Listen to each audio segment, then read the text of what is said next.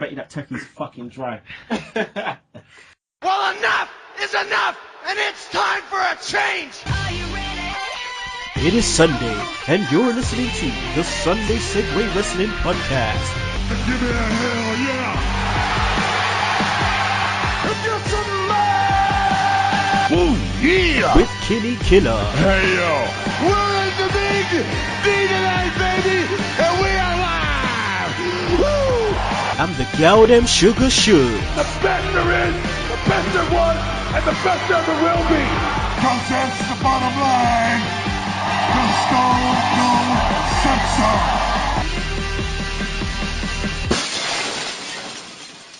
Hello everyone and welcome to the Sunday Segue Wrestling Podcast. It is Sunday. It is episode 50 and I am the man of the hour too, so weird to be sour. The one man with still no Instagram, Kinny Killa. And you know I'm always kicking it with the hashtag tech guy himself, the Welsh wizard, the Newport Knight, the gal them sugar Sugs. Yo, yo, yo. Today people, all the way from Ireland, we have the host of the Attitude Air Radio Show. First man, introduce to you, Mr. Paul Field. Hello, everybody. We don't have any cool nicknames like you guys, but you can just call me Paul. Secondly, I want to introduce to you, Mr. Conor Miley. How are you, everybody? I'm the most generic person you will ever meet. How generic? Just how generic? 10, solid 4. Just say that again? A good. Can you hear me? Yeah. Okay, I'm generic on a scale of 1 to 10, a 4. A 4. No, that is very generic. Boys, how you doing, man? Thanks for coming on the show. We're good. Thank you for having us. It's a pleasure. I'm good. How's your weekend been so far? What's Ireland like? Because over here was underwater, but now we've all of a sudden got some sun. Yeah, well, we're underwater as well, but it's mostly alcohol. Yes. We've also had we had the rugby going with Bryan O'Driscoll. I suppose that was the big thing for us. Did you shed a tear? I did. Many a tear. Bryan O'Driscoll, a little legend for Ireland right there. You know. Yeah, and then you have all the shadow rugby fans coming out with their statuses on Facebook saying, "Oh, Bryan O'Driscoll," and you wouldn't hear anything from them for years. You know, all them guys. Oh god. Shugs, how's the weekend been, man? Yeah, man, it's good. I went down to watch the football yesterday. It was a thrilling 2-2 draw, you know, so it's all good, really. And I'm getting ready to watch the rugby today. Wales, England. Gonna fuck you up. Well, this is the thing. I don't watch rugby, but England. But you're English, mate. Yeah. How are you gonna get a more English sounding name than Akinwale Chinagwa? Exactly. How It's not English, is it? How can you get a more English sounding name than that? It's not English though, is it? That's what I'm saying. But yeah, bun England, man. Straight. I'm only here by default. Oh god. But now, yeah. But put it this way, if Ireland was going to the World Cup, yeah, I'm watching Ireland. Good man.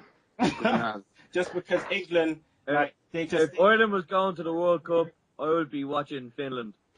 But now, on a real, you know, I watch England from afar. I don't get too drawn into the emotional side of it because then you have all these guys fucking crying and shit outside the pub. We could have been something. You were never nothing.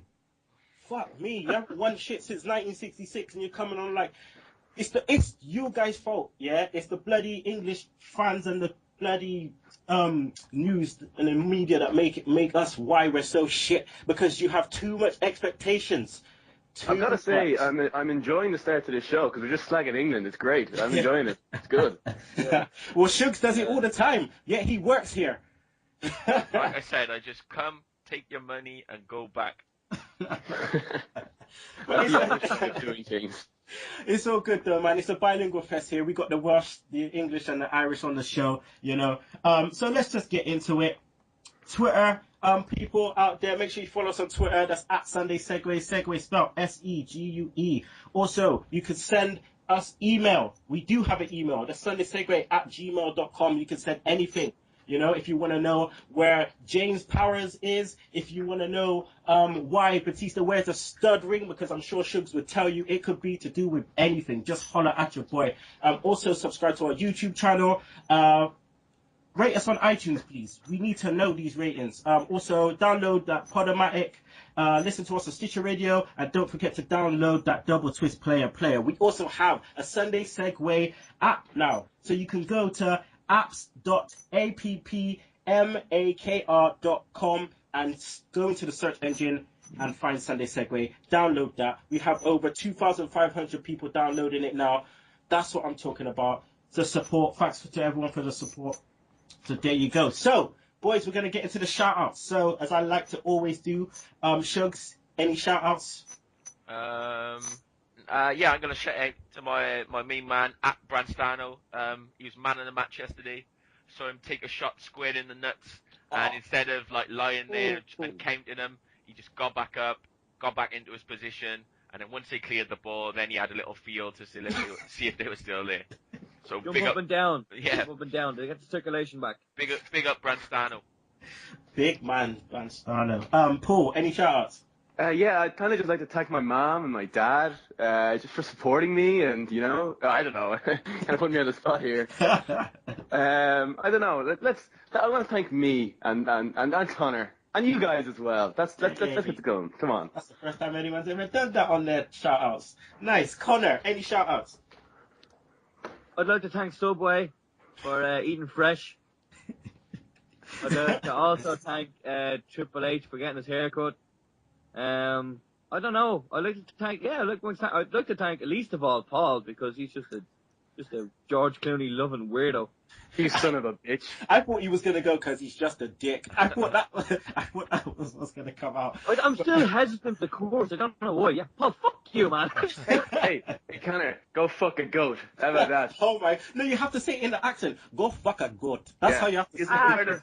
Go fuck a goat. There's no paddy whackery going on here. No. Hey, Paul, go on, feck yourself a bit, fecker you. Oh, sure look. There's no camaraderie. Am I right there, Connor? Oh god. These guys today for not understanding. You wouldn't have known, guys, that these guys have a radio show. You wouldn't have known that at all. But today's Sunday Segue is supported and sponsored by Subway. Go eat fresh. So, okay, I want to go into some shout-outs. I want to shout out to King Bingus. The IWC King Bingus podcast will be, Hall of Fame will be coming out soon. So I just want to give a shout out to him. Also, he's going to be, he's pulling for people to be making sure that they download Shawn Michaels' theme song, Sexy Boy, to go into the iTunes chart during WrestleMania weekend. Also, do the Shawn Michaels pose, just like planking. Make sure you get all your pictures out there. Also, I want to give a shout out to Head of Fan Relations, that's James Powers. Wrestling Rambles, make sure you check that out. Check out King Ollie. Shout out to Tim Vicious. Vicious Rants. Also, shout out to Roxy. Go and check out Roxy's room. And I want to give a birthday shout out to our Seg head, Paige Martin. So happy birthday, girl. But I won't be singing happy birthday to you because my throat can't take that shit. Right. So, Twitter fans out there, here comes your shout outs.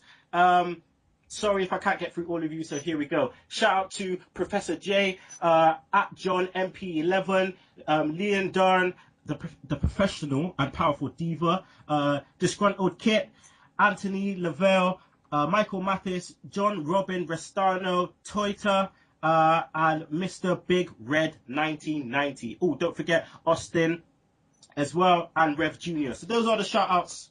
And now it's time for the impressions. Shugs, have you got your cards ready? You know me, always. Right, so who's going first, Paul or Connor, with the Fandango impression? I think I'm going to let Connor go first. Let the worst get out of the way here. Go on then, Connor, go. Say that again. Hello, can you hear me? Yeah, am I on the show? Okay. Okay, Fandango. Okay. I'm just going to warm up. Okay. All we need to hear is Fandango. That's all we need to hear, my friend. Let's do this. Okay. I've been known to sound a little bit like Mickey Mouse when I do impressions, so excuse me. Okay, so I'm just gonna go. I'm just gonna go for it. I don't know. Just go for it, man. Go for it. I'm just gonna go for it. Okay. All right. Fandango. Shucks. How was that good? There's just no comment. I can't even. Was it good? Did it sound like Fandango? You tell me, bro. You tell me. Paul, your turn, my friend. If you think I'm going to do a Fandango impression, well, I'm afraid I've got some bad news for you. But I'll do a Fandango one anyway. It's okay. So you got to let the A's breathe. Am I right in saying that? Mm-hmm. So it's Fandango. Shucks. Yeah, I'm feeling it. Did it beat Boxy's last week? I'm not sure about that. It's up there though. It's up there. Can I try it again? Because I felt like mine sounded like Mickey Mouse for some reason. I don't know. No, it didn't at all, Connor. Don't worry about that. No, it sounded great. It did it. You sounded amazing. Bro. I knew it. Oh, good. All right. Paul, can you give me your favorite current wrestler and your favorite wrestler of all time? Oh, you know, at the moment it's got to be Cesaro. And I think a lot of people might say Daniel Bryan, and people would have said CM Punk, but he's gone now. But for entertaining, realistic matches, I don't think there's anyone better than Antonio Cesaro, or now Cesaro. So current wrestlers would be Cesaro. Favorite all-time wrestler? I think it's got to be Shawn Michaels. It just has to be. I think my fate was sealed. I remember when I was like 8 years old and I got WrestleMania 11 on video for my birthday, and just his entrance coming out with Sid Vicious behind him, Jennifer McCarthy on his arm, and that little side view that they had of the camera, I was sold as soon as that happened. So Shawn Michaels for me. Oh, that's wicked. All right, Connor, your turn. Favorite wrestler of all time and favorite current wrestler? Favorite current wrestler right now would probably have to be between Daniel Bryan, Damien Sandow, and Dean Ambrose. Just because I'm going to go with Dean Ambrose, number one, just because he's a nut job. And my favorite wrestler of all time would have to be Kelly. I would watch Kelly for 3 hours of Raw.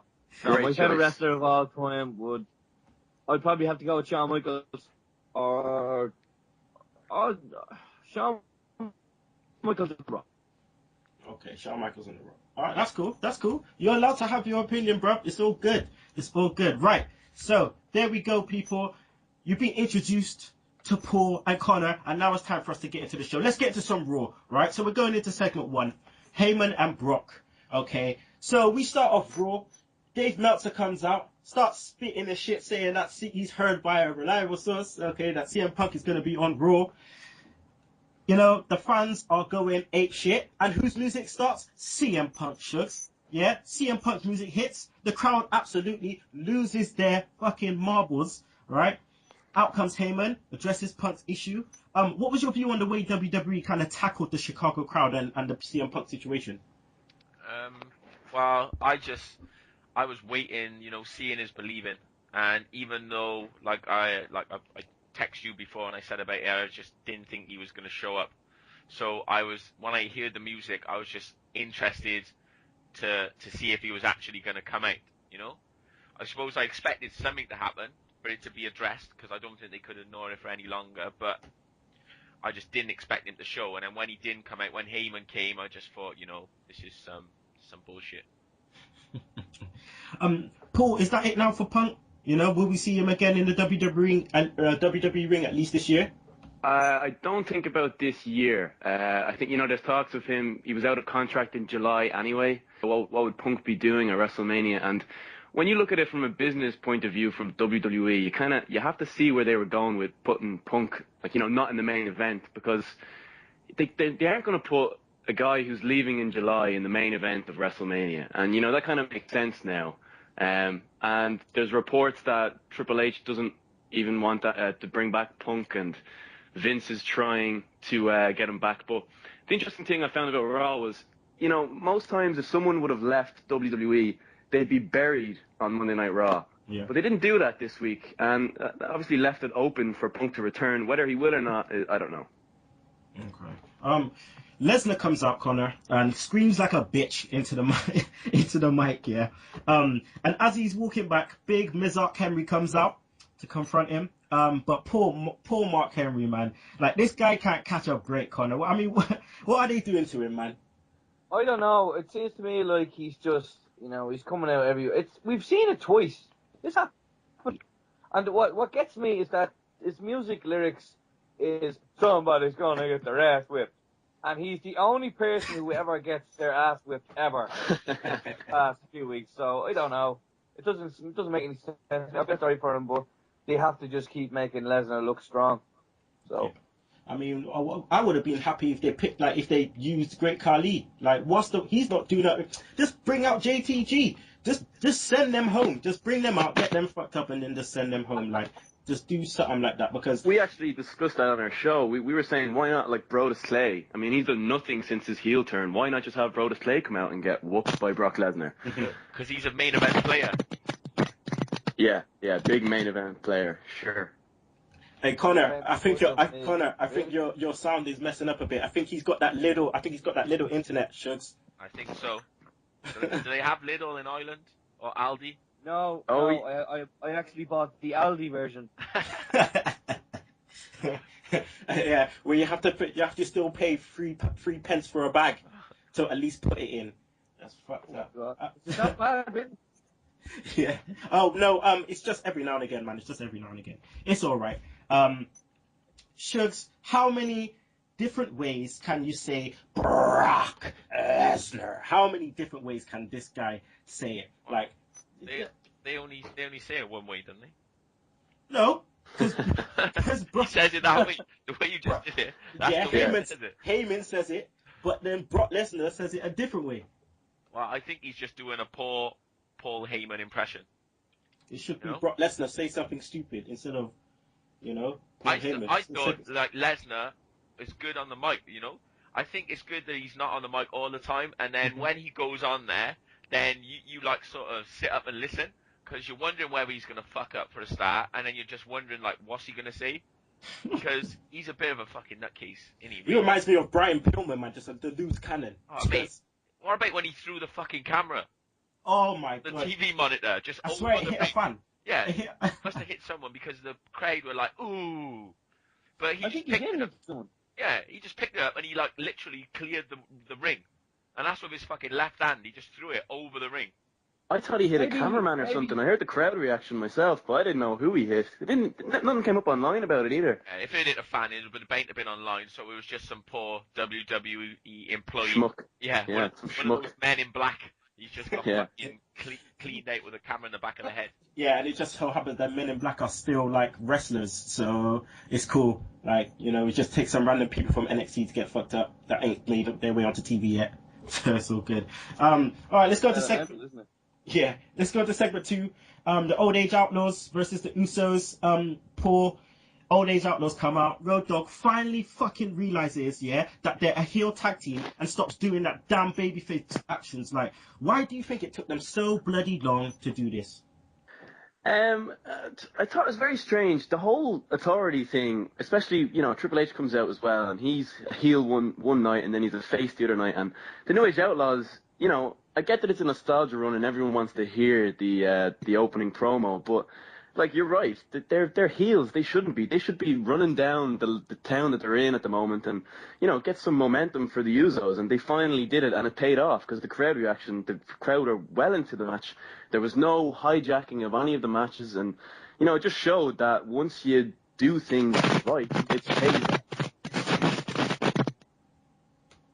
Hello? Can you hear me? I think that's Connor. Yeah. Sorry, carry on, Paul. I was just saying, like, I mean, when they do something right, when they put the heels in the heel position, like they should have been, it pays off because the crowd reaction for the Usos' victory was incredible. Mm-hmm. It definitely was. Connor, what was your thoughts on the match in general? That was a good match. I mean, I'm glad that I'm a big Usos fan, pretty much, and I'm kind of glad they went the titles in a big, a very good Chicago crowd. It's always good to win titles in front of a crowd that really appreciate good wrestling. So I was happy about that. But it was a good match overall. I think the New Age Outlaws are doing well to put the Usos over, and to be honest. Okay, Shugs, how happy were you, man, to finally see No Dog Jesse James and that Peroxide pushback lose the titles, man? I just don't know whether it was too early. You know, I wanted them to have their WrestleMania moment. So maybe they will. Maybe they were gonna have some type of fucking, triple threat tag team fucking chaos. Turmoil. Yeah, some shit like that. But then I think it would have been good for him to actually win at WrestleMania. So I think it was good, like the guy said, for him to win in front of this big, Chicago crowd, and they got a good ovation and stuff. But it was more like the WWE giving us something to cover the fact that Punk ain't there, Mm-hmm. Because this show was a good show, but it's because I think it's a good show. They pulled out all the stops, We had Why the fuck Lesnar. don't they do that every week, though? We didn't have Undertaker. But apart from that, we had everybody else, and we had these big matches, and we had all this stuff, and it's to make up for the fact that CM Punk wasn't there. I mean, we've had 2 good Raws in a row, so hopefully the writing's on the wall for them, because next week, they're gonna have to pull it out again, and we're just gonna have to see what happens. But obviously, they're probably not gonna do that. Let's go into segment 3, which was what I'm gonna do for segment 3 is I'm gonna put the Big E Cesaro and the Big E Swagger matches together because it's pretty much all intertwined together. So let's look at that. Connor, straight away Cesaro gives Big E this crazy slam, right? How amazing has Cesaro been, and do you think we could see him kind of main event a pay-per-view this year? Absolutely, Cesaro. I mean, he's kind of been the wrestler's wrestler for a good few months. Well, since he came into the WWE and started came onto Raw or whatever. I think he's a great wrestler. I think he's definitely main event quality. I mean, all the wrestlers go around and wear his T-shirt and they believe in him.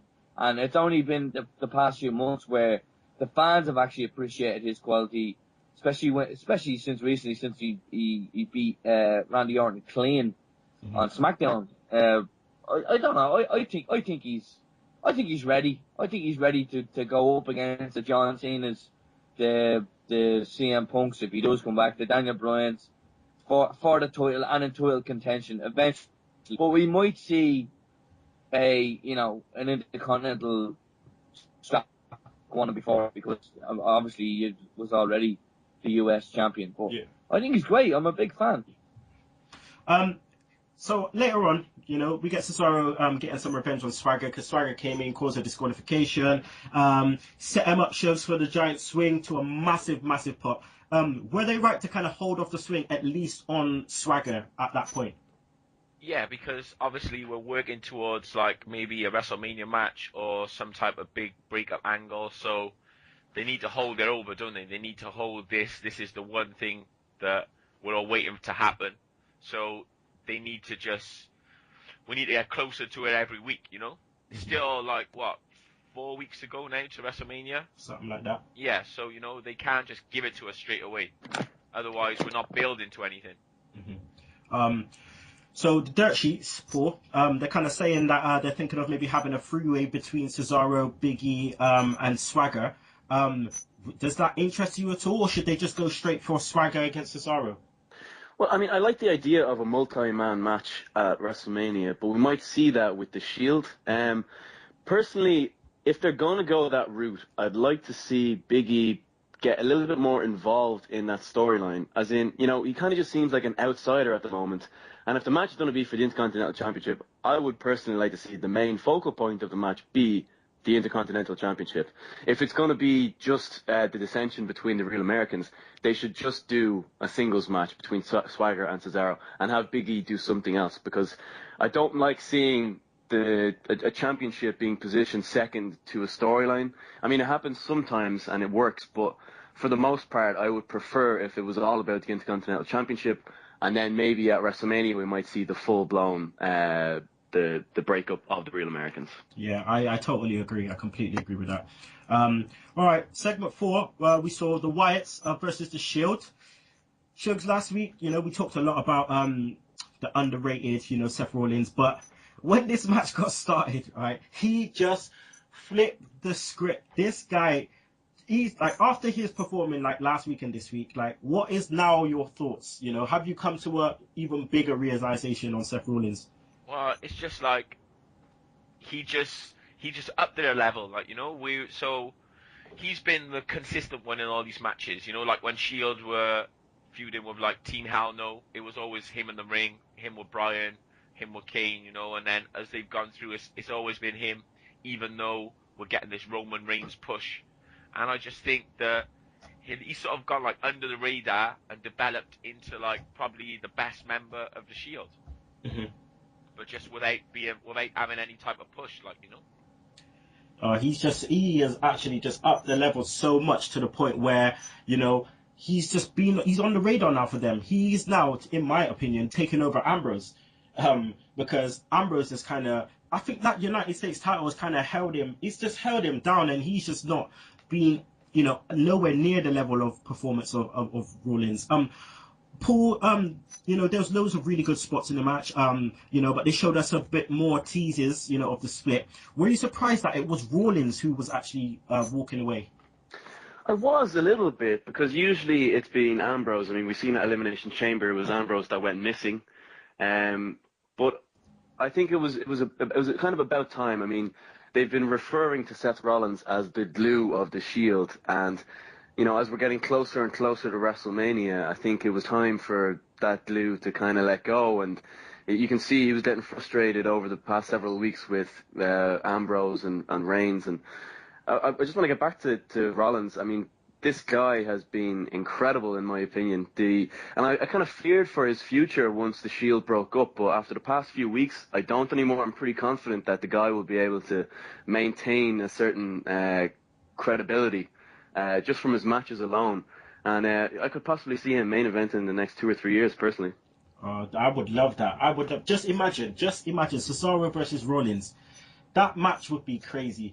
Like, we've already seen Bryan versus Rollins, Sami Zayn versus Rollins. Come on, man. All these guys, we are in for some really, really good matches in the next couple of years. So the only thing that might hold them back is, and especially Cesaro, I think, is their promo work.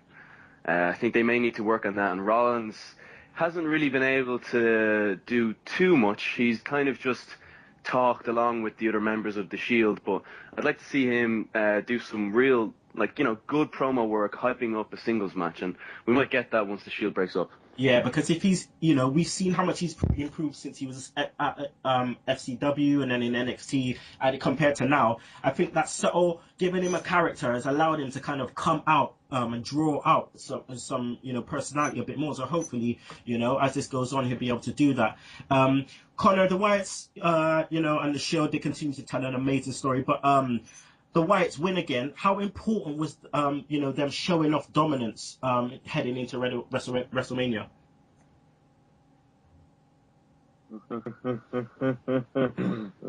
I think it's great. I love the Bray Wyatt. You know, he's a great wrestler. It's very important for the Wyatts to go into Mania strong, because if they go in weak against John Cena, it's probably not going to look like as an interesting match as it should be. And I think actually they should go over at Mania as well, to be honest, because I don't think John Cena needs that win at Mania as much as the Wyatts do.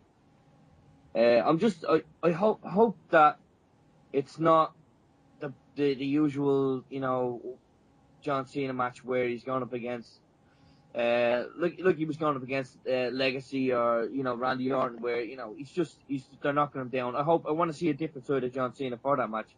But in terms of the Wyatts, I think they're doing well. I hope they go into this feud. I hope they go darker than the actual character than we've seen already, and I hope we see more of Bray Wyatt's in-ring ability come out, because he's had some criticism in recent weeks, or since he started, maybe, that he can't really cut it in the ring.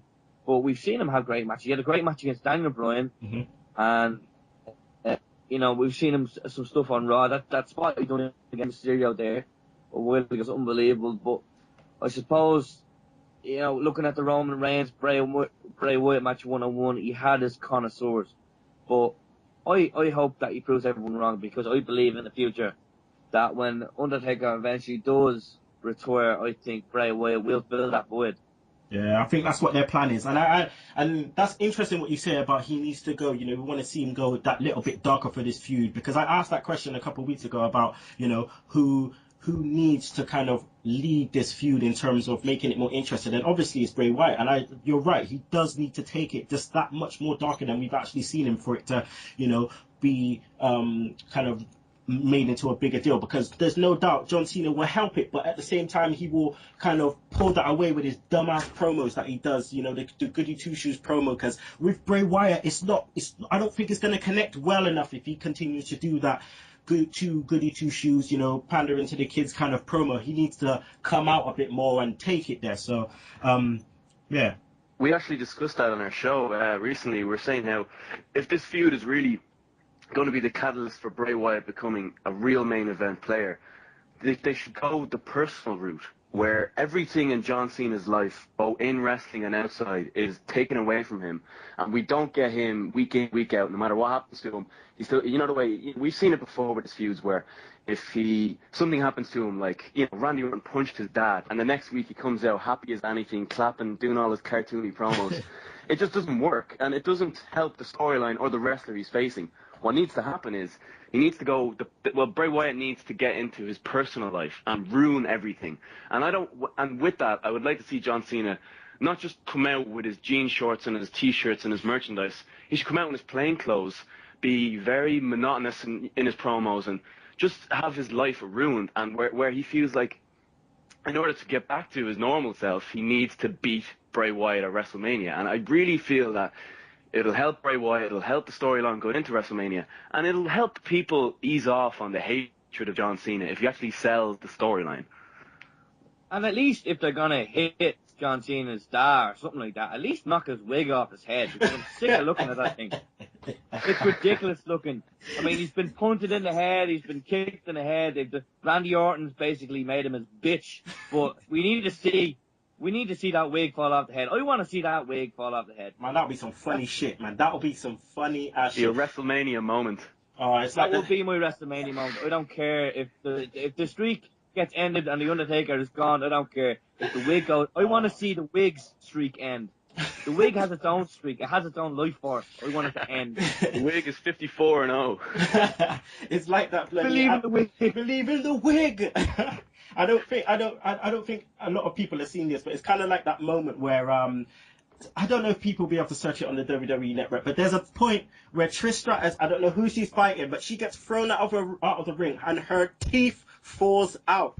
Her teeth gets knocked out, and I sat there and I was just like, I was in hysterics. I couldn't believe what the fuck I was seeing. This chick tooth just got, and they just switched the camera quick time. But all the Twitter heads out there, if you can find that shit, please post up a picture. I'm going to try my hardest to try and find that. But yeah. Anyway, let's go to segment 5. Santino and Emma versus Fandango and Summer Rae. Santino, man. You son of a gun. John Cena. Paul and Connor, please just give me your thoughts on Emma and her gimmick, because we are big marks of Emma, right? And because we watch NXT, so just give me your thoughts on her. Do you want to take this, Connor? Paul has on our show has tipped the Evolution dance craze to being the Fandango, because that went worldwide after WrestleMania. The music, he thinks that's the next Fandango thing at WrestleMania. I think that's going to be the next post-WrestleMania craze. I think, we all enjoy, cartoony stuff in wrestling. I mean, the Damien Sandow character is almost like the Genius back in the 80s. I mean, Fandango is another crazy character. I just think that this whole dance thing is so stupid that it's brilliant. And I think that the WrestleMania Raw crowd are going to make that the next big craze that's if she appears on the show, but that's our prediction anyway. Oh, but I mean, Emma, she's, for us anyway, she's yeah. I mean, I watch NXT quite a lot, and I'm a massive mark for it, and the way she's kind of got that gimmick over, all props to her, man. All props to her. And I think, obviously WWE's put a kind of a spanner in the works in terms of it coming across as well as it should have, because they're too dumb enough to remember that people have to know who the fuck she is before you start doing certain moves, like skinning the cat and the dance move. No one don't know what the fuck that shit is if they don't watch NXT. You know what I mean? So, and I think that, moving forward, it's slowly going to get there. And yeah, fingers crossed anyway. I like the dance. Fuck it. I like the dance. I love that. It's just like the yes. I mean, people like doing stupid stuff at events. So, I mean, she's smart in doing that because she knows that that'll catch on and people will enjoy doing that at the shows. Speaking of NXT, lads, have you watched NXT this week? We have not. I don't know about you, Connor. Shugs, have you watched NXT this week? Nah, I still haven't. Well, I'm like you, Paul. I watch every WWE program on the television. Oh, right. You don't watch Superstars or Main Event, man. I don't believe that shit. I don't. I'm lying. I'm a liar, though. I like lying. That's what I do. Well, NXT this week, we saw the debut of Adam Rose, alright? Now, this guy has blown up Twitter. I don't know if anyone has seen it, but please make sure you watch NXT this week, if not just for this guy. Because Adam Rose, formerly Leo Kruger, who was this shit-ass hunter gimmick in NXT. Oh, I love Leo Kruger. Right? Now is Adam Rose. They've made him tone down a little bit, so he's lost a little bit of weight. He's got rid of that dumbass goatee, and he's got a bit of the flavor saver going on. And it's amazing the amount of work that they put into this gimmick. Oh my lord! I can't even describe it. You guys just have to go and try and see it if you can. But Adam Rose, the next big gimmick in WWE, without a shadow of a doubt. He fucking is up there with Tyler Breeze. Up there completely with Tyler Breeze. Anyway, that's enough marking out for a bit. Let's go on to segment 6. Sheamus versus Christian. About time, Shugs. They're gone. About time. About time, man. They've gone. Gone, man. Pretty much got the same match as last week, though. But I thought the key thing in this was what happened backstage. Christian fucks up Sheamus. I quite like this side of him. How effective can this mean streak kind of be for his character enhancement? I just think that anything new that we see with Christian is good, because we get the same old shit, get this old bastard, just coming out with his fucking fake tan every week, getting oranger. I think the colour from his fucking ginger hair has just went to his fucking skin. He's just, but like, I actually do like Christian. I hate his, his clap when he gets a crowd going, even though he's a heel. I think he claps because he actually has the clap. Yeah. And he can't itch his fucking nuts, so he just claps his hands to take the itch away. I think his entrance music should be, what's that music from that Russell Brand? We got the clap, we got the clap. You ever see that film, Get Into the Greek? Get Into the Greek, yeah. That should be his entrance music. Alice Snow. Infant Sorrow. That should be his entrance music. Nice. Yeah, but I just I'm think... sorry, I took that one too far. I think it's good. It's if it makes you interested in watching Christian rather than just thinking, fast forward, get this fucking old bastard off the screen, then I think it's good. Yeah, I mean, he was in there busting him up, talking about, you won my spot? My one last match spot? You're gonna have to get me for it, man. He's like proper trying to fucking get that one last spotlight. Sheamus is coming in, taking that one spotlight. You're gonna have to fight me for it. Fucking spotlight. Did you see the spotlight he had in his hand? Ready to knock him out with it. Bloody hell. Paul Connor, what's your views on your fellow Irishman and how WWE has actually represented him on their show? Hate him. Hate him. Shame the fame. Lock her head. We don't actually know the lyrics to that song. Yeah, There are no lyrics.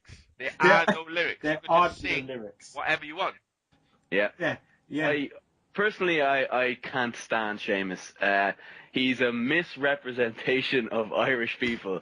I mean, the guy just annoys me so much every time I see him on the screen and he says, what's the crack? I mean, we all say that, but it just sounds so weird. Am I right in saying that, Connor? Like, when we're watching it and we see him say, what's the crack? It's so cringy. It's horrible. It's absolutely horrible. It kind of looks like, if The Simpsons made an Irish wrestler. I know, I like Sheamus. I like him in the ring. I like him when he's wrestling. I think he's brilliant. I think the only problems with Sheamus are his gimmick. I think you know, he doesn't have to be this typical, or it's just Paddy Wackery at its finest. I mean, I don't like that. But I do like Sheamus, the wrestler, the performer. I like his finisher. I like his move. I like the way he does stuff in the ring. Barda's fella stuff. I don't know what that that's makes all no about. sense. I just want to put it on record that Irish people don't randomly say fella when they're about to do something. Okay, it's ridiculous. But I mean, as with Conor, I like Sheamus when he's in the ring, especially when he's against another big man like Cesaro or the Big Show. He's shown that he's able, because when he does matches like them, he's able to be the quickest person in the ring. But when he's against somebody like Sheamus or Damien Sandow or, you know, any of them, or Randy Orton, he's just slow. He's very slow, and I think, you know, he's a good hand in the ring and everything, but I don't think he should be positioned where he is. I think he should possibly be a little bit lower down on the pecking order. And what I don't like about his matches are they're so predictable, in that you know he's going to get beaten up for a while, but he's going to win with the bro kick. And I was very happy to see Christian beat the shit out of him in the backstage segment, because once Chris Sheamus hit that the bro kick from the middle rope onto Christian, I think all of Christian's momentum was gone within a second, but he recouped all of that with the backstage segment. So I'm not really enjoying the feud itself. I think they could be doing something better, but I suppose they have to be kept busy, I suppose. Yeah, it may be a kickoff match at WrestleMania, but we've got that match way too much for it to be another WrestleMania match. I don't think I would like to see that again on WrestleMania. Right, next segment should be Divas, but fuck that, not talking about no Divas. So we're going on to segment 7, which was the Authority and Bryan promo. Bryan comes out to a massive pop corner. How do you think the crowd kind of reacted to Bryan during his promo when you mentioned him versus Triple H, you know, and the hijacking Raw thing? Well, to be honest, I wouldn't know, because I was just too busy looking at Stephanie's rack. Rack City, bitch. Rack City, bitch. Oh, man. Stephanie. Is anyone else just looking at Stephanie's out and just checking is anyone else in their house? Because I just look at Stephanie on Raw, and like, it just happens to be, like, 2 in the morning, because that's when we watch Raw live. So I'm just looking at it, and I'm just, you know where the hand is going. To quote Ron Simmons, damn. Wait a minute. You watch Raw live? Yeah, why not? Dude, you ain't got work the next day? I have college the next day because I'm a student. No, I have college. I have college the next day, but I'm a real hardcore fan. I stay up and I watch that shit. Hey, I would if I could, man. But fuck. No, fair play. You're watching it towards like every other bloke or whatever, but you can record it if you have Sky or whatever, don't you? Yeah, we record it, man. We record it, have to. But, and then I'm throwing spoilers to Shugs before he actually watches it. Exactly. Going back to your question about the Authority, it was the reaction of the crowd. Was that what we asked? Yeah, no. Like, how do you think the crowd kind of reacted to Bryan, like, during his promo when he started mentioning him versus Triple H? Them saying, him saying that's what the fans want. I think they had mixed reactions, because they kind of cheered, because I think we all would like to see Daniel Bryan kick the shit out of Triple H, because of his, I think he has a lot of heat. He's getting a lot of heat because of these decisions, because, it's great because he's heel. He's meant to be disliked. That's what he wants.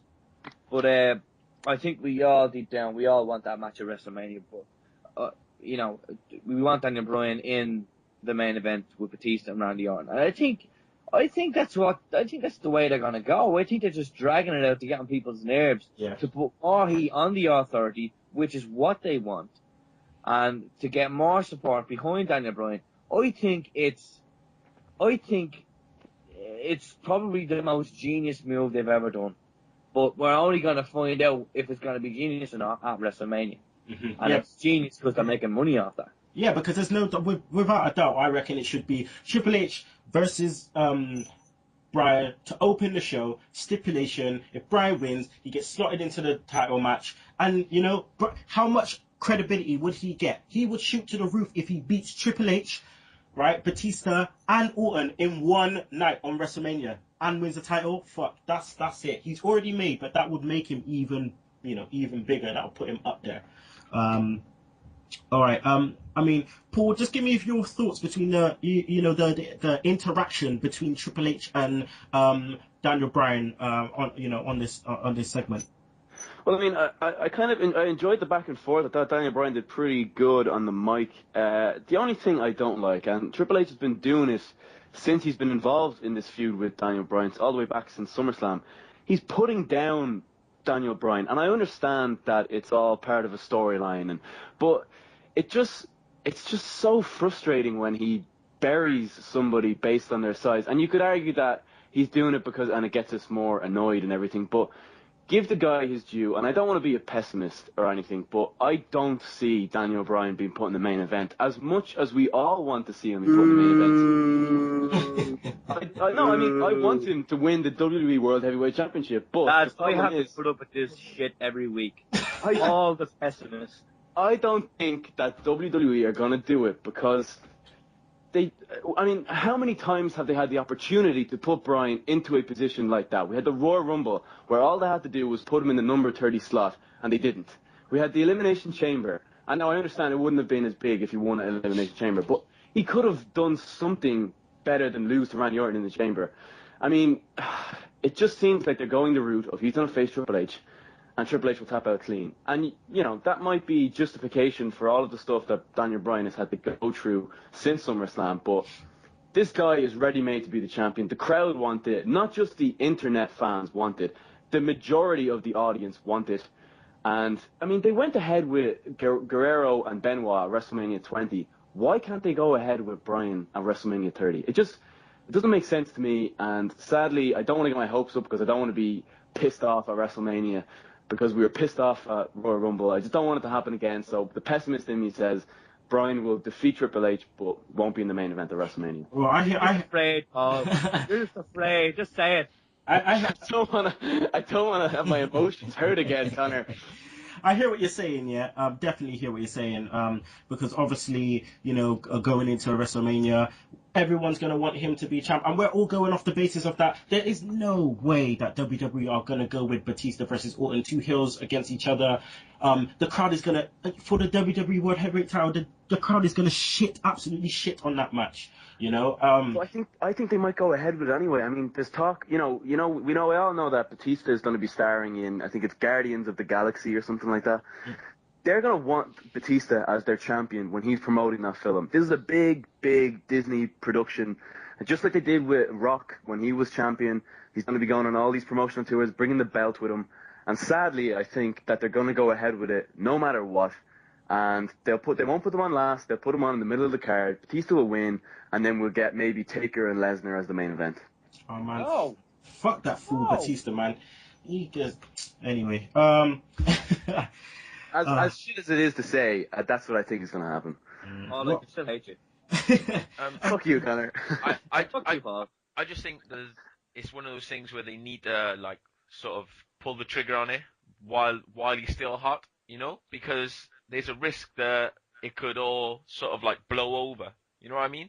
So how long are people going to keep backing Bryan if he's not getting the title or if he's not getting it? Are they going to just go lukewarm on it?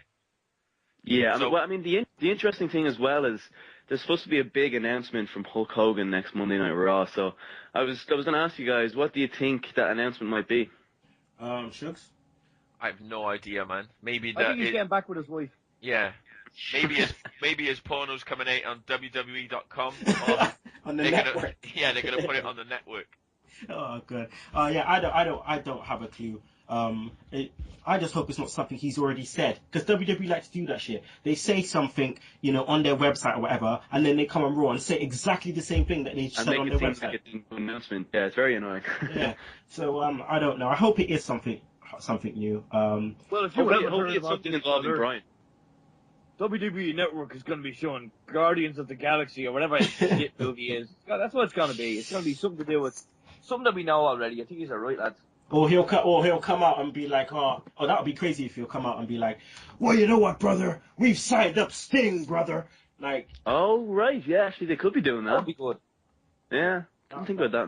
that could be good. But yeah, who knows? Who knows?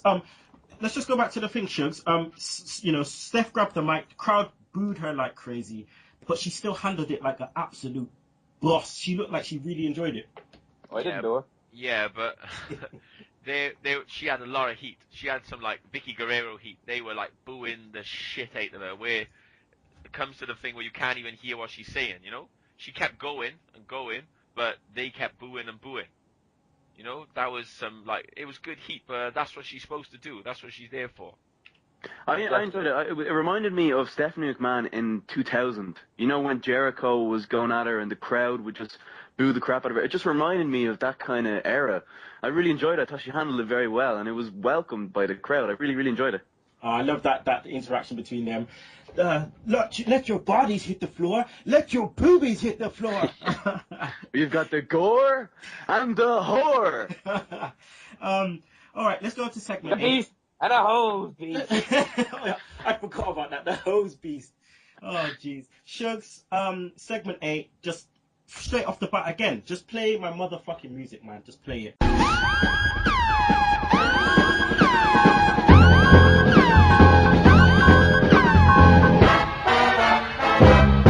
Del Rio versus Ziggler, right? I'm not gonna talk about this shit at all. Fuck that dry lunch Del Rio. He's beige at best, like we always say. Get him off the TV. What the fuck are you doing? And then to put the dumbass Breaking Bad dude on TV with Ziggler just to make him get over. Don't you see the change in the reaction of the fans when, they were mentioning this guy's name? It was like, Ziggler, yay!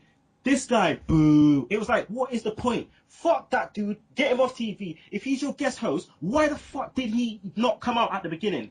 You got him in this little segment in the middle of the show, and then that was it. He ain't no guest host. He's just trying to fucking... Can I just applaud you for calling Del Rio a dry lunch? Hey. I think that's fucking amazing. That's what we always call him, man, but I got to give credit to Bingus for that. Sorry, I will continue the rant because it's worthy of it. You fucking dickhead. This guy is coming on the show to get ratings for his fucking bullshit movie, Need for Speed. Keep it as a bloody computer game. No one wants to see that shit on TV talking about, oh yeah, there's no CGI used. Man, fuck that shit.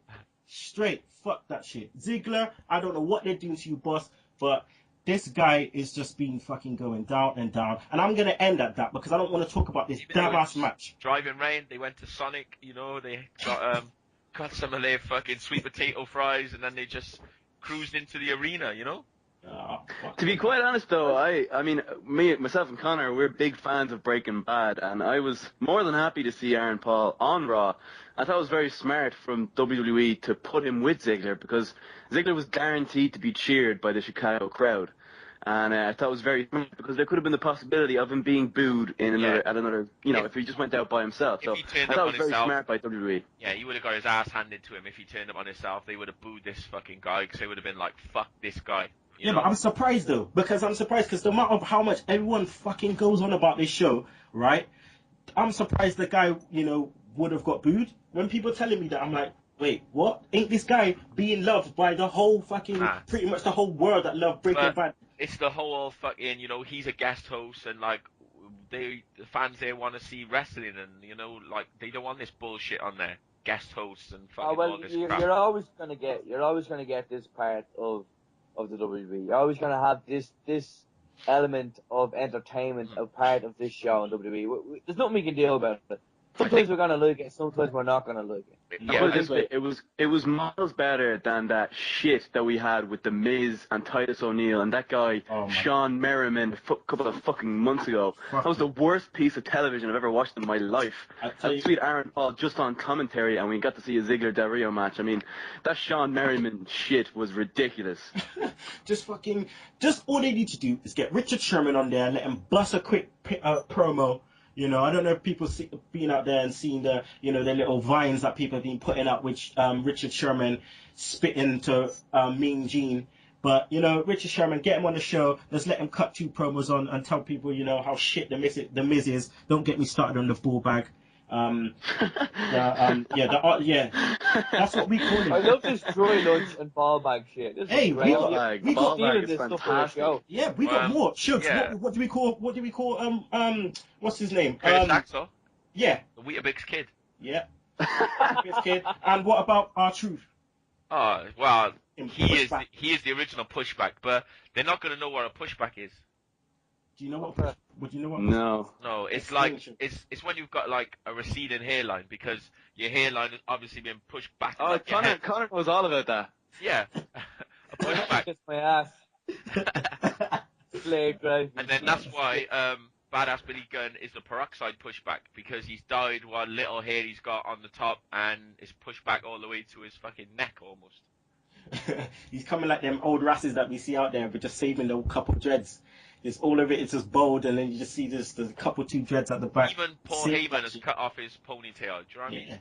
Yeah, you can't be saving that shit. Yeah, I just go on the record and saying that I have a fully fledged flock of male hair that is not in any way pushed back towards me neck. Paul, you piece of see, fucking- Paul, you dry lunch. You are a dry lunch. my friend. You know what you are, Connor? You are a monkey fart. You're a monkey part. and Paul's only saying that because he's got his picture on here, and we can clearly see that he hasn't got a pushback. But on yours, we have blank, so he can clearly just say what the fuck he wants, and we have no knowledge of what your hair looks Yeah, like. fuck you, Connor. Yeah. But you can't see the rest of his body. If you could, you could see that he has a small penis. Well, that just sounds very strange. Let's not go there now. Yeah, please. Let's go on to segment 9, which was Paul Bear in the Hall of Fame. Just got to give a quick clap to Paul Bear right there.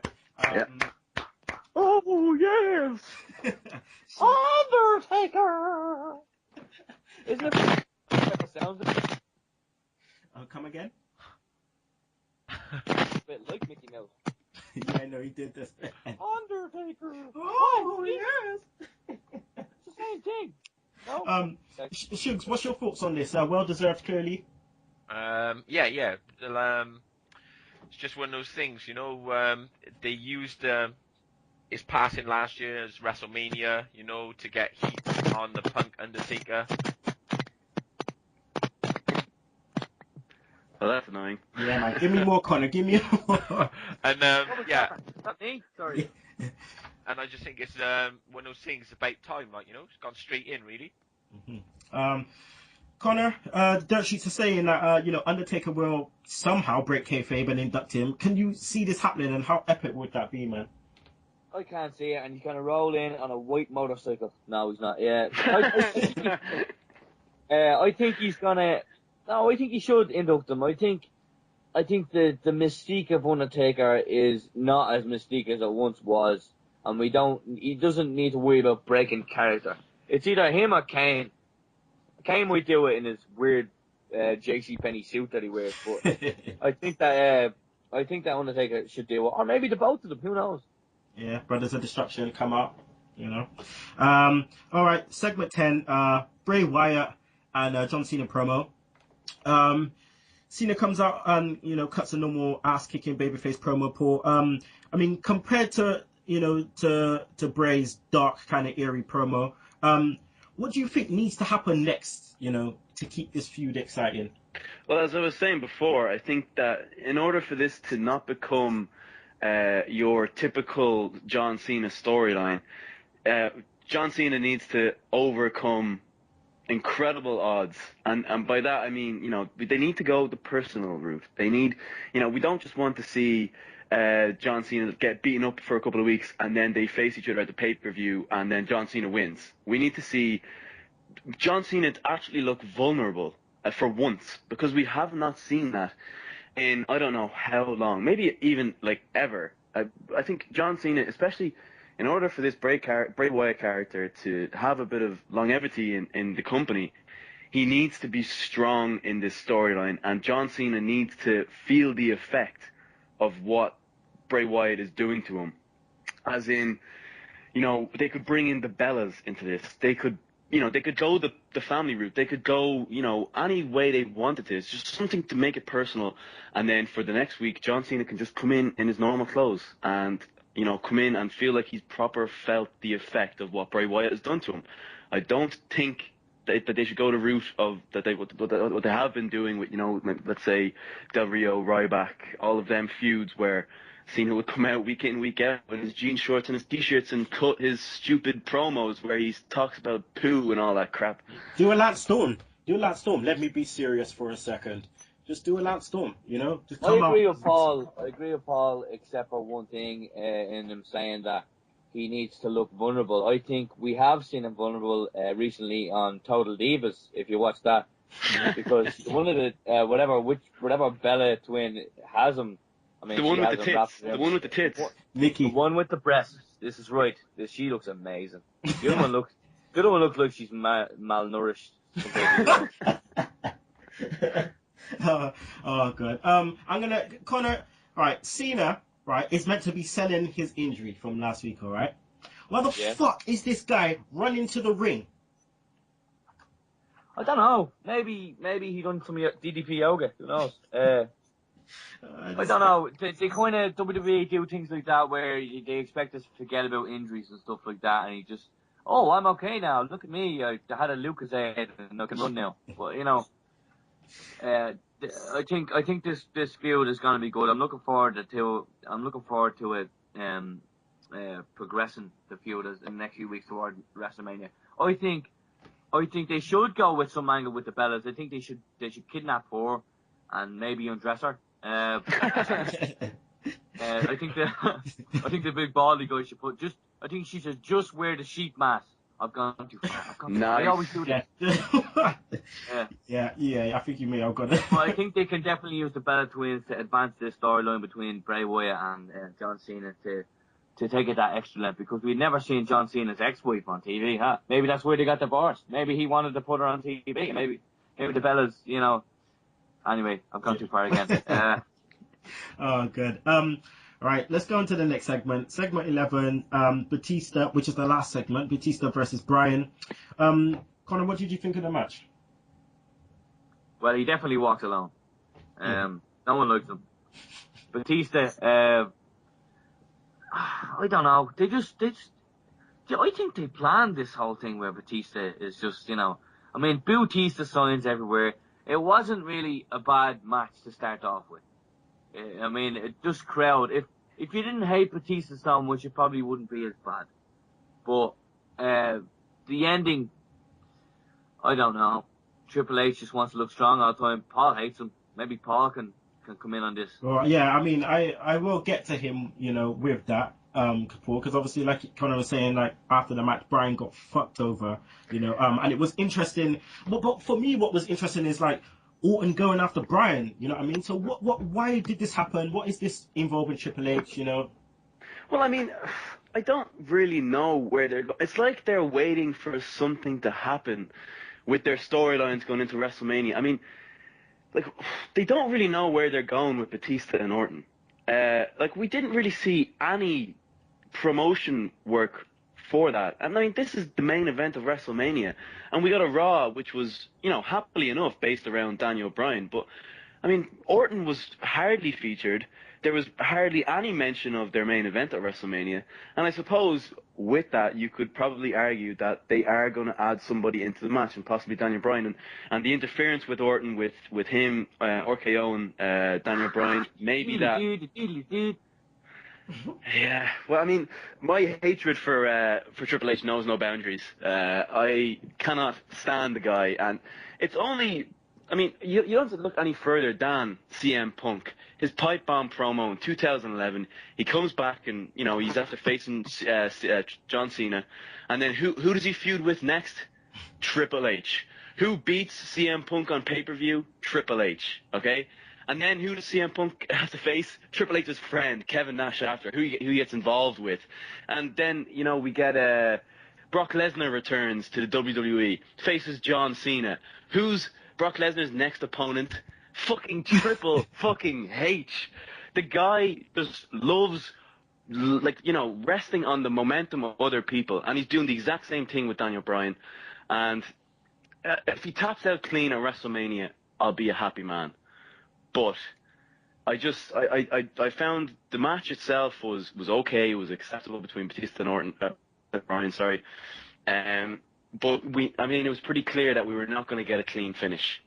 These two guys have to be kept strong going into Mania, and I think we were all waiting for some kind of interference. I don't know about you guys. Yeah. Shugs, Batista's got his spotlight back. Will this draw some, finally some real good heel heat now? Yeah, I just think that, like we said the other week on the show, when he actually left, it was sort of in like his best run. He had like found his character, found like the right person to be, because this is him. Like the guy's like a fucking douchebag.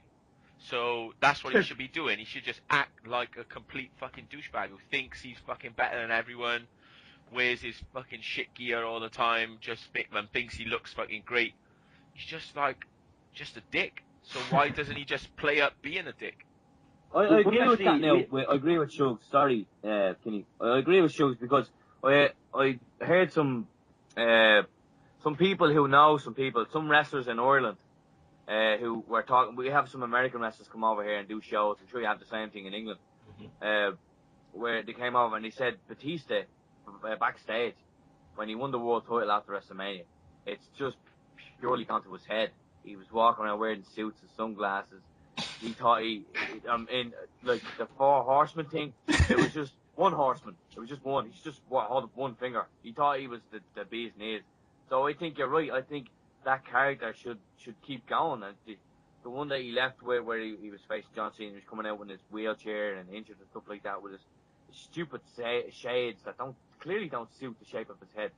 Anyway, I think they should keep going with that. It was good. That's why it was great. He was getting heat because he was a great heel. And I think he should have came in as a heel character. We raised this question on our show as well. I'm going to ask Sugs and Kinny, do you think if Batista came back as a surprise entrant in the Rumble and won, as opposed to coming back the Raw previous, do you think that he would still be getting booed, or do you think he'd be getting cheered? That's a good question. I think it may have been different, definitely. Yeah, I think because we did say this a couple weeks before that, on the show, whether that would have mattered. Yeah, I think so, but I don't know what Shugs thinks, but I think he should have maybe came back as a heel after the Rumble. He should have turned heel after the Rumble. You know what I mean? If he did come back at the Rumble and not beforehand, Shugs. Yeah, well, I think they planned on having him as a surprise entry, but then they released the fucking information themselves, didn't they? They accidentally released it and said he'd be appearing at a show, so they had to say he had to bring him back a week earlier and then actually promote him doing it. So I think he may have been cheered, but not if he had come out number 30 in the Royal Rumble instead of Daniel Bryan. I thought, well, if he had just come out and then won, maybe he would have got cheered. But I think this way is better, really. Yeah, I think perhaps if he came back as a good guy as a surprise entrant, he probably would have been cheered that night, but then eventually start getting booed again. What he probably could have done was screw Daniel Bryan out of the Rumble as a heel, and then they could have had a program with Orton leading into WrestleMania. I mean, I think we can all agree that the possibilities of what could have happened or what could happen at WrestleMania are far superior to what is actually happening at WrestleMania. I mean, what they could have done is they could have planned this out perfectly. We could have still had CM Punk there. I mean, it just seems a bit of a letdown considering all of the possibilities that we could have had. Yeah, I hear you. All right, that's the end of Raw, people. We're gonna go into our Raw rating now. So, Shugs, please give me your Raw rating. I say, they threw out all the stops, to produce a good show. So I think probably a 7. Okay, that's better than your one last week. Paul? Based on the how fast-paced Raw was, and we got, the Usos winning, we got a bit of progress with Triple H and Bryan, I suppose, and the Chicago crowd made up for it. I'm probably going to give it an 8. I'll probably give it an 8, just based on the crowd itself and how fast-paced it was, and it was a very good episode of Raw, I thought. Connor? I'm going to give it a solid 2.5. No, I'm joking. I'm probably going to go with an 8 as well, because we did see a lot. I don't think we can let the disappointment of CM Punk and the annoyance of Triple H wanting to look like a beast put it down. We did see an Usos win the title. We did see a great Wyatt and Shield match, and we did see a lot of good come from that Raw. Chicago crowd were amazing. I'm going to go with an 8 out of 10. Okay, that's cool. It's funny though, because with Raw, I actually didn't give a shit if CM Punk came back or not. I just wanted to see how the WWE would react to this whole situation. That's all I wanted to see. I really didn't give a shit if he was going to come back or not. You have to applaud the WWE. I mean, this could have been a horrific episode of Raw, which could have been hijacked by the crowd, but it wasn't. They went head on. They faced the whole CM Punk situation. They put out Heyman in the very first segment, and then they gave us a tag team championship victory from the Usos. They played it so well that you have to applaud them. And I thought that for what it could have been, as in like it could have been a horrific Raw where everything just went against what they tried, but it didn't, and they played it. I thought they played very well. Bravo to WWE. All right, so we're going to go into Raw feedback now. Shugs, you want to say something? Yeah, just like about the feedback. We've been getting some good feedback, but people are just giving us or doing what we're doing. You know, me and Kinny and whoever on the show, we like recap Raw. So with the feedback, we just want to know what people think. We don't need you to go through every single match, talk about what happened, because we've already done that before we get to this part of the show. So any questions you've got, any thoughts on where you think the angles are going, you know, what you think is going to happen, or anything you want to know from me and Kinny, that's what we want to get on a feedback. Not, this is what happened on Raw, because we've already said it in probably better way than you have. No repetition, you clear idiots. Man, it's just attacking the segheads. All right, I'll start off with Brendan's banters. So Brendan says, we are in Chicago for Raw. Unfortunately, WWE is missing its biggest draw. We heard the music of CM Punk and outwalked Heyman as the fans' hearts sunk. It was not what the fans wanted to see, pardon the pun. Where was the man who had been there a bit since day one? Usos win the tag team titles after a complaint from Age Concern. They're not happy how WWE are using senior citizens. Will they ever learn? Swagger caused the distraction, which caused Cesaro to take the big ending. But for the real Americans, is this what is pending? This was different. Seth Rollins walked out. I guess that the WrestleMania triple threat is in with a shout. Batista says that the Yes Movement is the most stupid thing he'd ever seen. He obviously has not looked in the mirror recently. Yet another pairing for Santino Marella, whose career will be ruined next by Brie Bella. Yet again, watch this started to become a pain. AJ was on the duty tonight. Bella Twins wasn't to be Chicago's delight. Ziggler used to promote Breaking Bad. That was completely sad. Cesaro's going to swing Swagger after he cost him the win. The real Americans really are in a spin. If I was Batista, I would make sure my insurance is up to date before it's too late. He gives a 6 out of 10. Brendan's banters, ever the guy with the laughter, loving the alliteration there. All right, James Powers. So Punk's music hits, out comes Heyman. Half expected something like this, but I thought it might have been Triple H, but it was a great promo by Heyman. Arguably the Outlaws' best match since they returned. Maybe the title switch would have worked better at WrestleMania. I agree. Interesting development. Can Zeb save the real Americans because a feud is building? Another great showing from the Shield and the Wyatts. The dissension in the Shields really begin to show. Rollins has apparently had enough. Batista doesn't like the Yes Movement. Has he joined the Authority? I'm sorry, but is this Santino stroke Maria story all over again? Christian and Sheamus, this is getting old fast, a bit like Christian. Bella Twins against Alicia Fox and Xana. I thought this would work better if WWE had shown all 4 divas talking backstage 5 minutes before. Ziggler, Alberto, was this giving Ziggler a push or pushing Del Rio further out the door? I don't understand why the IC champ is jobbing out to the real Americans. Batista, Bryan. This match went around 10 minutes before Batista was fucked after 4. But I don't think this merits Batista joining the Authority, but time will tell. 5 out of 10. Okay, Michael Cook, the M Cook. CM Punk's music hits, crowd went crazy. Paul Heyman comes out, loved it. He clearly linked CM Punk to Lesnar Undertaker match. Lesnar destroys Mark Henry again. Lesnar throws the monitor with one of them going clear over the ring and possibly hitting someone. Undertaker must be having second thoughts watching this careless twat. Big surprise with the title change with the Usos. Would have been better at WrestleMania. They used the IC champ like an idiot here. They should have done this to someone like the scumbag Santino Marella, who means nothing to anyone, not the champ. As soon as the first Big E match finished, the show's music hit, and they were obviously trying to defeat Chicago crowd. I thought Rollins buggered his ankle up when he did the backflip. This was another fantastic match, just as good as Elimination Chamber. Rollins So did I actually. I thought he hurt his ankle that time as well. Rollins, Maybe he did. Maybe you just don't know about it. Rollins walked out on Reigns and Ambrose. I liked how him leaving wasn't out of nowhere and was just played out in the match. Good reaction for Emma coming out to the ring. This support was ruined by the fuckface Santino.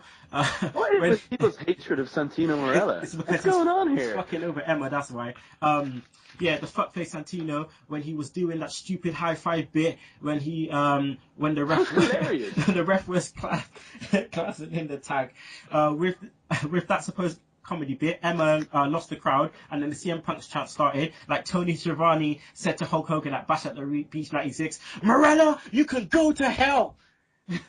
Sheamus pinned Christian after a bro kick. Dr. JBL going on about cancer again. Shut up, you dick. Michael. The Bellas beat Xana and Alicia when Nikki pinned Alicia. Then this was the end of a complete load of shite. 2 hours ended.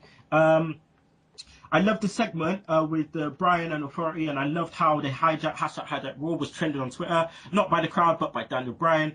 Stephanie and Triple H got the biggest heel heat of the night. The boos nearly drowned out what they were saying. I felt this did a good job and getting people wanting to see the match. Ziggler and Aaron Paul, the commentary team are shit now when the guest is putting the match over. The former world champion Ziggler beat Del Rio with help from an actor I have never seen before. Hall of Fame, Paul Bearer, Undertaker, Kane, Mankind and Vader should induct him. That would be a mad foursome. Could you imagine Undertaker, Kane, Mankind and Vader out there? At Cena, Bray Wyatt, this crowd's chatting CM Punk during the Wyatt promo was stupid. Apart from that, I loved what he said. And the final segment, the match was very short. Batista was still gassed to hell. Orton is still heel, so I don't see the title being a singles match. It's interesting how Orton was with the Authority and going by Batista Bomb is part of the Authority.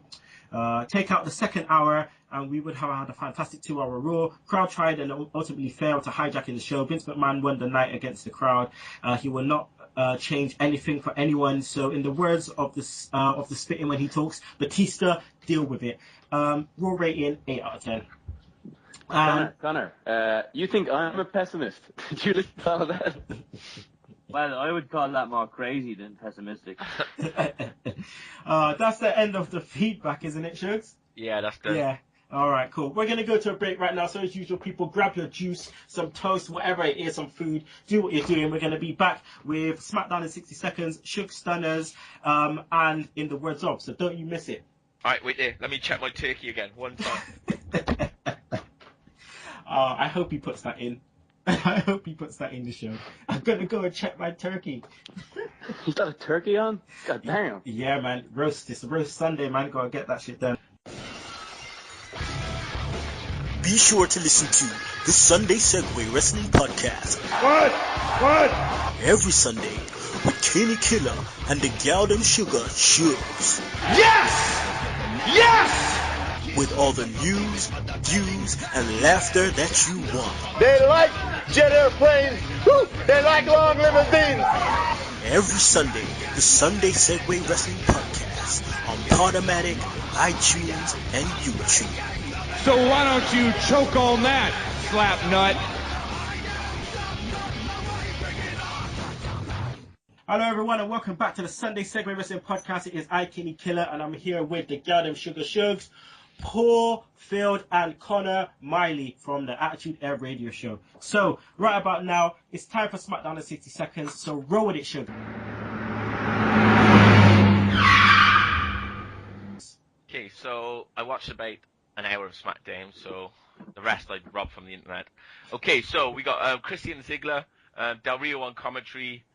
Christian's pretty much in charge of the match before Del Rio distracts him, and causes Ziggler the loss. So this is his payback from Raw. Sheamus comes out and Christian runs away. Batista comes out in some fucking jeggings and a leather vest. And then he asks, where have all the real men gone? Say he destroyed Ziggler. And then Daniel Bryan just comes out and just fucking rips him a new one, goes in on his belly button tattoo and his fucking nose piercing and everything else. It's just fucking brilliant. He still walks alone. The Usos against defeat Rybacksaw. Nobody cares. Eva Marie and Natalya defeat AJ and Tamina. Shield come out, talk about getting back on the same page, and Roman Reigns calms them and says the Shield are together. Sheamus defeats. Wait a minute. Who's making food? Connor, are you making food? No, it's not me. Could be me. Paul is like undoing a can of beans or something. I'll tell you what I'm doing. I'm feeding my dog. Sorry, The animals. Which would you prefer? Me getting something out of a tin or a dog crying into the phone the whole time? Oh my god, Shields carry on. Sorry, guys. Sheamus defeats Del Rio. Big E defeats Swagger. After the match, Cesaro and Swagger argue because Swagger is upset. Rusev and Lana do the same shit from Raw. Big Show and Daniel Bryan defeat Kane and Batista when KO punches Kane and Bryan rolls him up for the pin and they celebrate Fade to Black.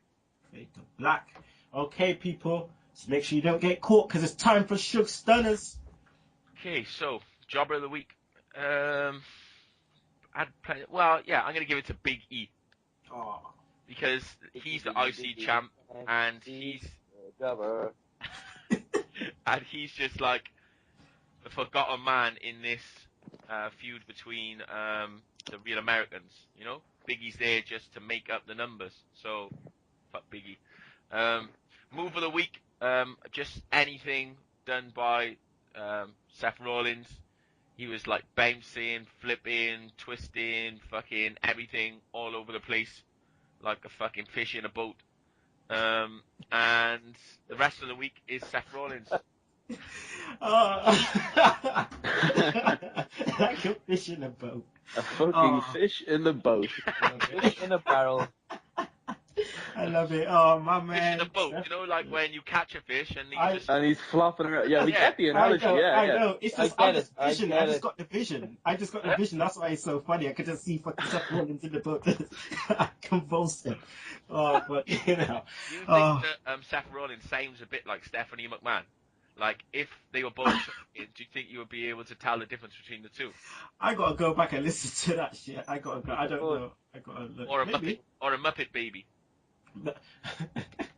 Muppet babies. Hey, I love that shit. Alright, people. Now it's time to hand over to Paul and Connor. It's time to plug your shit, dog. All right, cool. So the Attitude Air is on every Friday at 6 o'clock on Lifty Sound 96.4 FM. You can listen to it live online at liftysoundfm.ie. We're also on Facebook, so just go to www.facebook.com/The Attitude Air. And we're also on Twitter, obviously, with the username @The Attitude Air. You can also look us up. All of our previous shows are on Mixcloud. I think it's just mixcloud.com/The Attitude Air. And we've got the cheesiest profile photos you could possibly think of, so it's worth looking out for. I've seen it. And also our slogan for the show is, and remember kids, don't do drugs, just watch wrestling. Sure, so I think we need to get our photo done or something, man. Shit, just something. Yeah. Their photo was from like 4 years ago. Oh, is it? Yeah, it's actually from 4 years ago. We were both in the same class in college and we had to get headshots done and we took that photo. But we are hoping to get newer photos done and we're going to get a logo for the show and everything. So there's a couple of good things Paul's happening. face is not going to be in them, so you don't need to worry about that. It's just going to be me. And Yeah. maybe a cardboard cutout of Stephanie McMahon, Kelly, or maybe Lita if she's topless, or maybe one of the Bella Pins. Yeah, Or with the sheep mask on it. Preferably the one with the big tits and the sheep mask. Oh god. All right. Well, that's the end of the show, people. Man, it's been one roller coaster of a show. I've had so much fun today. So I gotta say thanks to Paul and Connor for coming on. I mean, this won't be the only time. I'm gonna be hollering at you boys again to make sure that I send you some dates so you can come on again, because you guys have just made me laugh so much today. Oh, thanks, man. Thanks for having us. Thanks for having us, and we'll hopefully have you on our show at some point in the future as well. Yeah, man. Whenever you're ready. Yeah. When we figure out to have guests on, we haven't figured that out yet. And remember, no swearing on our show, so... Yeah. Don't worry, man. I got that on lock. So yeah, thanks to you guys. And obviously, I cannot do this without the Garden Sugar Shugs. It's been a pleasure. I've had to go away and check on my turkey a few times. Got that turkey joint. Got the turkey joint today, cooking it for the first time. So. Good luck with that, man. It's a big moment. It is. Big moment in your life. It's a big step. This is it. I remember this day forever. March 9th, 2014. Episode 50. Episode 50, the turkey joint episode. Oh, God. I think, Connor, you might have to repeat all of that again. It sounds like you're getting abducted or something. It sounds like he's the fucking radiation man, and every time he goes too close to the counter, it just goes off. Yeah. Okay, how about now? Can you hear me now? Yep. How about now? No, sorry. No, sorry. Yeah, it's a milestone for your 50th episode. So I kind of feel honoured that I'm on your 50th episode. Well, it is our 50th episode, but the massive milestone is going to be in 2 weeks' time, episode 52, which will be our 1 year anniversary. I am gonna hold a tune, and I will be singing Celebration by Kool and the Gang to open the show. Nice. And we will be having our sister from another Mr. Sierra from the Angry Marks podcast, and also we will have Kate J, also from the Angry Marks podcast, on the show. Next week, episode 51, we will have the head of our fan relations, James Powers, Steve Dawson, against each other, beat the clock trivia, don't miss it. In the words of this week, I have decided to pick one from Shugs. He recently sent me this promo by Ric Flair, back in the day for NWA. So, in the words of Ric Flair, it's so hard for me to sit back here in the studio looking at a guy out here hollering my name when last year I spent more money on spilt liquor in bars from one side of the world to the other than you made. You're talking to the Rolex wearing, diamond ring wearing, kiss stealing, woo, wheeling dealing, limousine riding, jet flying son of a gun. And I'm having a hard time holding down these alligators. Woo! And you can choke on that slap nuts. Woo! And that's the end of the show. That's it, That was mate. amazing. I was like, I'm like blown away. That was actually really impressive. Listen, I bet you that turkey's fucking dry.